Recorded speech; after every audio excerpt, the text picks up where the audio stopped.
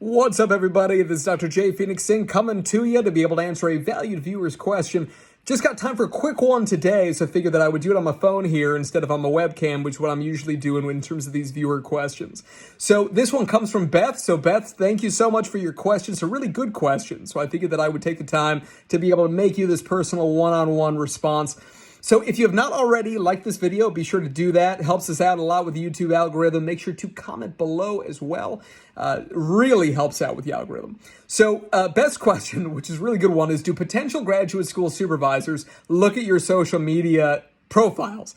Bet that's a great question. And the answer is yes. Is it something that people do intentionally? Like they're on YouTube, they're on Instagram, they're on Facebook, and they're just looking for you specifically? No. But in this day and age, everybody has a social media footprint, or at least most people do.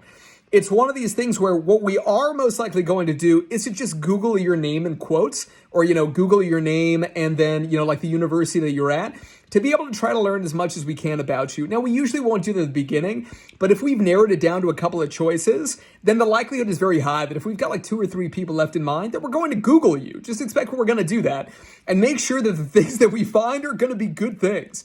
So, for example, let's say that, I hop onto Facebook and I take a look at, like public photos and these sorts of things, right? Just as a way of getting to know you. And all the photos are of you totally wasted and drunk and this kind of stuff. Or I hop onto Instagram and all of the photos are, just inappropriate photos, showing a lot of skin and these sorts of things. Should this be a deterrent for grad school? Of course it shouldn't. Don't be ridiculous. It's really stupid, right? But it's one of these things, it's implicit bias. That is not explicit bias in the overwhelming number of cases. It's more one of these things where the nature of the implicit bias is that it suggests that you're irresponsible.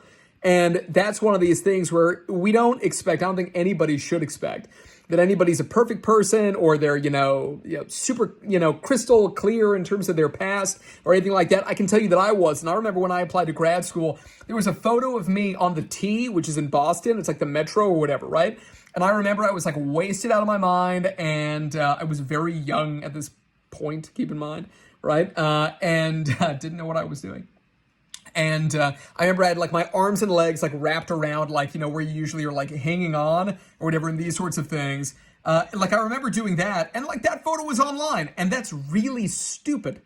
I do remember getting to know some students who were in a very tiny seminar of mine in another country, right?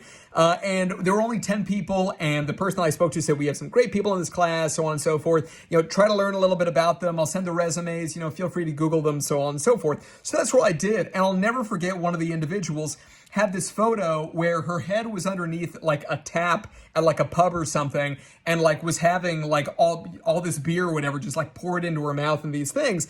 And I'm like, that's kind of an unfortunate thing for a potential graduate school supervisor to see because that's how you're putting yourself out there. So anybody who sees your profile, it doesn't matter who it is, job employer, grad school supervisor, a new friend who's just, met you, whatever it happens to be, it's just not a good thing to be able to put those things on social media. I know that the likelihood is very high that if you're applying to grad school, your early, mid, late 20s, early 30s, these are very social times.